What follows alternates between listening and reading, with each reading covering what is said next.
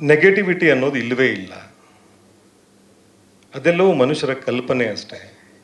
ನಮಗೆ ಪ್ರಕೃತಿಯಲ್ಲಿ ಯಾವುದು ನೆಗೆಟಿವ್ ಆಗಿ ಇಲ್ಲವೇ ಇಲ್ಲ. ಪ್ರಕೃತಿ ನಮಗೆ ಯಾವತ್ತೂ ನೆಗೆಟಿವ್ ಅಲ್ಲ. ಬಟ್ ನಾವು ನೆಗೆಟಿವ್ ಅನ್ನೋದೆಲ್ಲ ನಮ್ಮ ಮನಸ್ಸಲ್ಲಿರುವಂಥದ್ದು ಅಂತ. ಸೊ ದೆವ್ವ ಅನ್ನೋದು ಮನಸ್ಸಿನ ಭಾವನೆ ಅಂತ ಇತ್ತು. ಹಾಗಾಗಿ ದೆವ್ವ ಇಲ್ಲ, ಅದು ನಮ್ಮ ಮನಸ್ಸಿನ ಭಾವನೆ ಅನ್ನೋ ಯೋಚನೆ ಬಂತು. ದೆವ್ವ ಅನ್ನೋದು ಒಂದು ನೆಗೆಟಿವ್ ಎನರ್ಜಿ ಅಂತ ಎಲ್ಲರೂ ಮಾತಾಡ್ತೀವಲ್ವ. ಸೊ ನೆಗೆಟಿವ್ ಇಲ್ಲ ಅನ್ನೋದು ನನ್ನ ಕಲ್ಪನೆ ಆಗಿತ್ತು. ನನ್ನ ಕಲ್ಪನೆ ಅಲ್ಲ, ನನ್ನ ನಿಲುವು ಅದು. ಎಲ್ಲರೂ ಒಪ್ಕೋಬೇಕು ಅಂತೇನಿಲ್ಲ. ಆದರೆ ನಾನೊಬ್ಬ ದೆವ್ವ ಇಲ್ಲ ಅಂತ ಹೇಳಿದ್ರೆ ಎಲ್ಲರೂ ದೆವ್ವಗಳನ್ನು ನಂಬ್ತಾರಲ್ಲ. ಎಲ್ಲ ರಿಲೀಜನ್ನಲ್ಲೂ ಎಲ್ಲರೂ ದೆವ್ವ ಇದೆ ಅನ್ನೋದನ್ನೇ ವಾದ ಮಾಡ್ತಾರೆ. ಸೊ ನನಗೆ ಹಾಗೆ ಅನಿಸಿದೆ, ಬಟ್ ಎಲ್ರಿಗೂ ಹಾಗೆ ಅನ್ನಿಸ್ಬೇಕಾಗಿಲ್ಲ. ಅದನ್ನೇ ಅದರಲ್ಲಿ ಕೊನೆಯಲ್ಲಿ ನಾನು ಹೇಳಿದ್ದು ಕೂಡ. ನನ್ನ ಪಾತ್ರ ದೆವ್ವ ಇಲ್ಲ, ನೀವು ಮಾಧ್ಯಮದವರಾಗಿ ದೆವ್ವ ಗಿವ್ವ ಅಂತ ಹೇಳ್ತೀರಾ ಅಂತ ಹೇಳಿದವನು ಅಲ್ಲಿ ಕೂತ್ಕೊಂಡು ಏನು ಮಾಡ್ತಿದ್ದ, ಹೋಗ್ಬೇಕಾಗಿತ್ತಲ್ವ. ಅವ್ನು ಮತ್ತೂ ಅಲ್ಲಿ ಲ್ಯಾಪ್ಟಾಪಲ್ಲಿ ಹುಡುಕ್ತಾ ಇದ್ದಾನೆ ದೆವ್ವ ಅಂದ್ರೇನು ದೆವ್ವ ಅಂದ್ರೇನು ಅಂತ. ಸೊ ನಾವು ಭಾಳಷ್ಟು ವಿಷಯ ಹಾಗೆ ಅಂತ ಅನ್ಸುತ್ತೆ. ಅದಿಲ್ಲ ಇದಿಲ್ಲ ಅದೆಲ್ಲ ಸುಳ್ಳ್ರಿ, ಅದೆಲ್ಲ ಮೂಢನಂಬಿಕೆ ಅಂತೀವಿ. ಮತ್ತು ನಾವು ತಾಯ್ತ ಕಟ್ಕೊಂಡೆಲ್ಲ ಮಾಡ್ತಾ ಇರ್ತೀವಿ. ಸೊ ಇಲ್ಲ ಅಂತ ಕಡಾಖಂಡಿತವಾಗಿ ಹೇಳೋಕ್ಕಾಗಲ್ಲ. ಬಟ್ ನನಗೆ ಸದ್ಯಕ್ಕೆ ನೆಕ್ಸ್ಟ್ ಎಲ್ಲರೂ ದೆವ್ವ ಸಿಗುವವರೆಗೂ ನನ್ನ ಮಟ್ಟಿಗೆ ದೆವ್ವ ಇಲ್ಲ. ಬಟ್ ಗೋಸ್ಟ್ ಮೂವಿ ಅಂತೂ ಖಂಡಿತ ಇದೆ. ಎಸ್ ಅದೇ ಸರ್ ಹೇಳಿದೆ ಅಲ್ಲ. ಅಂದರೆ ಬೇರೆ ಬೇರೆ ವಿಚಾರಗಳು ಓದ್ತಾ ಅದು ಇದು ಮಾಡ್ತಾ ಇರಬೇಕಾದ್ರೆ ನೆಗೆಟಿವ್ ಅನ್ನೋದೇ ಇಲ್ಲ ಅಂತ ಅನ್ಸಕ್ಕೆ ಶುರುವಾಯಿತು. ಅಂದರೆ ಪ್ರಪಂಚದಲ್ಲಿ ಸುಳ್ಳು ಅನ್ನೋದಿಲ್ಲ. ಸುಳ್ಳೆಲ್ಲವೂ ನಮ್ಮ ಕಲ್ಪನೆ, ಇರುವುದೆಲ್ಲವೂ ಸತ್ಯ ಮಾತ್ರ. ಫಾರ್ ಎಕ್ಸಾಂಪಲ್, ಕತ್ಲಾಯಿತು ಸೂರ್ಯ ಮುಳುಗ್ದ ಅಂತೀವಿ. ಸೂರ್ಯ ಎಲ್ಲಿ ಮುಳುಗ್ತಾನೆ? ಸೂರ್ಯ ಇದ್ದೇ ಇರ್ತಾನಲ್ವ. ನಮಗೆ ನಮ್ಮ ಭೂಮಿಯ ಆ ಭಾಗಕ್ಕೆ ಸೂರ್ಯ ಕಾಣಿಸಲ್ಲ. ಅದರ ಅರ್ಥ ಸೂರ್ಯ ಇಲ್ಲ ಅನ್ನೋದಲ್ಲ, ಸೂರ್ಯ ಇದ್ದೇ ಇದ್ದಾನೆ, ಅದು ಸತ್ಯ ಕೂಡ. ಉಳಿದಿದ್ದೆಲ್ಲವೂ ನಮ್ಮ ಕಲ್ಪನೆಗಳು, ಸುಳ್ಳು. ಕೆಟ್ಟದ್ದು ಅಂತ ನಾವು ಯಾವುದನ್ನು ಹೇಳ್ತಿದ್ದೀವೋ ಅದೆಲ್ಲವೂ ಒಬ್ರಿಗೆ ಕೆಟ್ಟದ್ದು ಅನ್ಸುತ್ತೆ, ಇನ್ನೊಬ್ರಿಗೆ ಒಳ್ಳೇದಾಗ್ಬೋದು.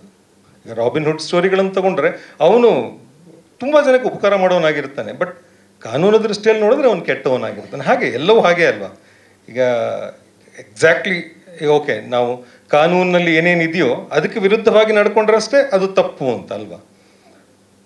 ಕೆಲವೆಲ್ಲ ತಪ್ಪುಗಳು ತಪ್ಪಲ್ಲ ಅವರವರ ಮಟ್ಟಕ್ಕೆ ಹಾಗೆ.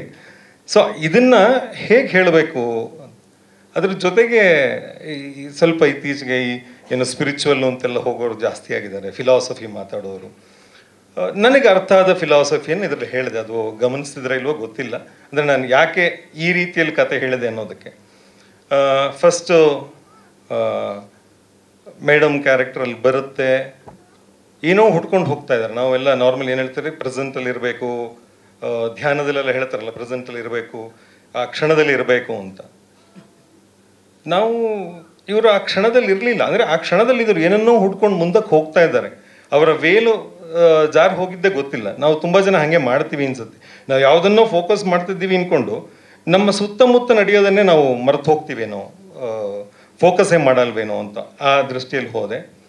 ಹಾಗೇ ಅಲ್ಲಿ ಒಂದು ಬಾಟ್ಲ್ ಸೌಂಡ್ ಆಗ್ತಾ ಇತ್ತು. ಆ್ಯಕ್ಚುಲಿ ಅಲ್ಲಿ ಎಲ್ಲೂ ನಾನು ದೆವ್ವ ಇದೆ ಅಂತ ತೋರಿಸೇ ಇಲ್ಲ. ಎಲ್ಲವೂ ಈ ಪಾತ್ರದ ಕಲ್ಪನೆ ಆಗಿತ್ತು. ವಾಸ್ತವದಲ್ಲಿ ಅಲ್ಲಿ ಏನೂ ಇರಲಿಲ್ಲ. ಅವರೇ ಎಲ್ಲವನ್ನ ಕಲ್ಪಿಸ್ಕೊಳ್ತಾ ಹೋಗಿದ್ದು. ಸೊ ಆ ಬಾಟ್ಲು ಮನಸ್ಸಿದ್ದ ಹಾಗೆ, ಮನಸ್ಸು ಸೈಲೆಂಟ್ ಆಗಿದ್ರೆ ಓಕೆ, ಸುಮ್ಮನೆ ಮನಸ್ಸು ಓಲಾಡ್ತಾ ಇತ್ತು ಅಂದರೆ ಬೇಡದಿರೋ ವಿಚಾರಗಳು ಬರುತ್ತೆ. ಸೊ ಹಾಗೆ ಅವ್ರಿಗೆ ಅಲ್ಲಿ ಭಯ ಆಯಿತು, ಯಾವುದೋ ಒಂದು ದೆವ್ವ ಇದೆ ಅಂತ, ಇನ್ನೊಂದು ಮತ್ತೊಂದು ತಿರುಗಿ ನೋಡೋದೇನಿಲ್ಲ. ಈ ಕಾನ್ಸೆಪ್ಟಲ್ಲಿ ಅಂದರೆ ಈ ರೀತಿಯಾಗಿ ಇದನ್ನು ಹೇಳ್ಕೊಂಡು ಹೋಗಬೇಕು ಅನ್ನೋ ದೃಷ್ಟಿಯಲ್ಲಿ ಹಿಂಗೆ ಮಾಡೋದು.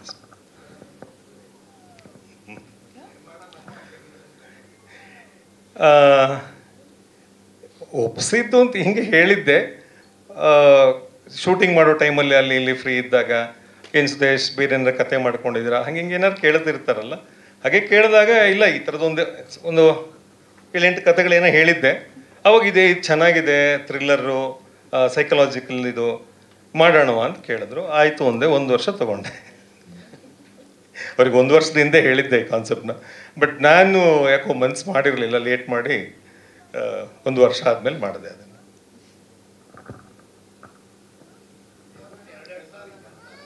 ಯಾವ ಸರ್? ಹಾಂ, ಅದೇ ದಿವಂಗತ ಅಂದರೆ ಇಲ್ಲದೆ ಇರೋದು ಅಂತಲ್ವಾ ಸರ್? ಹಾಂ, ಅದೇ ದೆವ್ವ ಇಲ್ಲ ಅನ್ನೋ, ದಿವಂಗತ ಅಂದರೆ ಇಲ್ಲದೆ ಇರೋದನ್ನ ದಿವಂಗತ. ಈಗ ನಾನು ಇಲ್ಲ ಅಂದರೆ ನಾನು ದಿವಂಗತ ಅಂತ. ಸೊ ದಿವಂಗತ ದೆವ್ವ ಅಂದರೆ ಇಲ್ಲದೆ ಇರೋ ದೆವ್ವ ಅಂತ. ಅದೇ ಅಲ್ಲಲ್ಲ, ಅದೇ ಸರ್, ನನ್ನ ದೃಷ್ಟಿಯಲ್ಲಿ ದೆವ್ವ ದಿವಂಗತ ದೆವ್ವ ಅಂತಂದೆ, ಅಂದರೆ ಇಲ್ಲದೆ ಇರುವ ದೆವ್ವ ಅಂತ, ಆ ಅರ್ಥದಲ್ಲಿ ನಾನು ಅದನ್ನು ಕಲ್ಪನೆ ಮಾಡಿ. ಹಾಂ,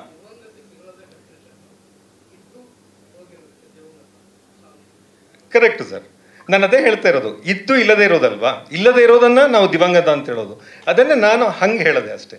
ದೆವ್ವ ಅನ್ನೋದು ಇಲ್ಲ ಅಂತ, ದಿವಂಗತ. ಏನು ಸರ್? ಹಾಂ, ಹೌದು ಹೌದು ಹೌದು, ಅದೇ ನಾನು ಹೇಳಿದ್ದು, ಅದನ್ನು ಮನಸ್ಸು ಅಂತ ಹೇಳಿದ್ದು. ಅದು ಮನಸ್ಸು ಅಲ್ಲಾಡ್ತಾ ಇದ್ದರೆ, ಅಂದರೆ ಸ್ವಾಸ್ಥ್ಯವಾಗಿ ಇಲ್ಲದೆ ಇದ್ದರೆ, ವಿಚಲಿತವಾಗಿದ್ದಾಗ ಮನಸ್ಸಲ್ಲಿ ಬೇರೆ ಬೇರೆ ಕಲ್ಪನೆ ಹುಟ್ಟುತ್ತೆ ಅಂತ ಸಿಂಬಾಲಿಕಲಿ ಹಂಗೆ ಹೇಳಿದ್ದು. ಬಾಟ್ಲು ಗಾಳಿಗೆ ಅಲ್ಲಾಡ್ಬೋದಲ್ಲ ಸರ್, ಪ್ರಾಕ್ಟಿಕಲ್. ಹಾಂ, ಅದು ಯಾರು ಇಲ್ಲದೆ ಇರೋ ಮನೆ, ಒಂದು ಹಂತಕ್ಕೆ ಪಾಳು ಬಿದ್ದ ಮನೆ, ಅಲ್ಲಿ ಯಾವುದಕ್ಕೂ ನೇತಾಕಿರೋ ಬಾಟ್ಲು ಜಾರ್ಕೊಂಡ್ಬರ್ತಿದೆ. ಈಗ ಕೆಲವರು ಈಗ ಬಂದಿದ್ದೀರಿ, ಇನ್ನೊಂದು ಶೋ ಹಾಕ್ತೀವಿ ಅದಕ್ಕೆ. ಸೊ ಈಗ ಹಾಂ, ಒಂದು ಊಟ ಮಾಡ್ಕೊಂಡು ಹಾಕ್ಕೊಳ್ಳೋದು ಅಥವಾ ಹಾಕಿರೋದು ಉಳಿದವ್ರು ಊಟ ಮಾಡೋದು ಹೆಂಗೆ ಅಂತ. ಆಮೇಲೆ ನಮಗೂ ಅಷ್ಟೇ, ಅಂದರೆ ಸುಮಾರು ವರ್ಷಗಳಿಂದ ಸೀರಿಯಲ್ ಡೈರೆಕ್ಟ್ ಮಾಡ್ಕೊಂಡು ಬರ್ತಾ ಇದ್ದೀನಿ. ಈ ಥರದ್ದು ಒಂದು ಎಕ್ಸ್ಪೆರಿಮೆಂಟ್ ನನಗೂ ಹೊಸದೆ. ಏರಿ ಕ್ಯಾಮ್ರಾನ ನಾವು ಯೂಸ್ ಮಾಡಿದ್ವಿ. ಅಲ್ಲಿ ಒಂದು ಅನುಭವನೂ ಆಯ್ತು ನಮಗೆ. ಸರ್ ಹೋಗಿ ಕ್ಯಾಮ್ರಾ ಚೆಕ್ ಮಾಡ್ಕೊಂಡೆಲ್ಲ ಬಂದರು, ನೋಡಿದ್ವಿ, ಎಲ್ಲ ಓಕೆ ಅಂತಾಯಿತು. ಶೂಟಿಗೆ ಬಂದಿದ್ದ ಕ್ಯಾಮ್ರಾ ಬದಲಾಗೋಯ್ತು. ಅದು ನಮಗೆ ಅಲ್ಲಿ ಗೊತ್ತಾಗಿಲ್ಲ. ಸರ್ DI ಮಾಡೋವಾಗ ಹೇಳಿದ್ರು, ಸರ್ ಒಂದು ಸ್ವಲ್ಪ ಗ್ರೈನ್ಸ್ ಬಂದಿದೆ, ಲೈಟಿಂಗ್ ಇಂದಿಲ್ಲ, ಅದು ಕ್ಯಾಮ್ರಾದಲ್ಲಿ ಏನೋ ಒಂದು ಸಣ್ಣ ಪ್ರಾಬ್ಲಮ್ ಇದೆ ಅಂತ. ಸೊ ಇದೆಲ್ಲ ಒಂದು ಎಕ್ಸ್ಪೀರಿಯನ್ಸು. ಸೊ ಚಿಕ್ಕದಾಗಿ ಒಂದು ತಂಡ ಕಟ್ಕೊಂಡಿದ್ದೀವಿ, ನೋಡೋಣ ಹೋಗ್ತಾ ಹೋಗ್ತಾ ಯಾವುದಕ್ಕೆ, ಅಂದರೆ ಅದಕ್ಕೆ ಪೂರಕವಾಗಿ ಏನೇನೆಲ್ಲ ಆಗಬೇಕೋ ಹಂಗೆ ಮಾಡೋಣ. Thank you. ಅದರ ಹಿಂದೆಯೂ ನಮ್ಮ ಅನುರಂಜನ್ ಅವ್ರದ್ದೇ ಕೈವಾಡ ಇರೋದು.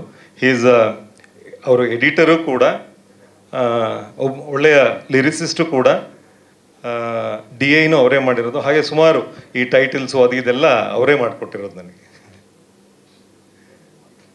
ಆ್ಯಂಡ್ ನಮ್ಮ ಮ್ಯೂಸಿಕ್ ಡೈರೆಕ್ಟರ್ ಹೇಮಂತ್ ಅವರು ಕೂಡ ಸಿನಿಮಾಗಳಿಗೂ ಮ್ಯೂಸಿಕ್ ಮಾಡ್ತಾ ಇದ್ದಾರೆ, ಬೇರೆ ಶಾರ್ಟ್ ಮೂವಿಗಳಿಗೂ ಮ್ಯೂಸಿಕ್ ಮಾಡಿದ್ದಾರೆ.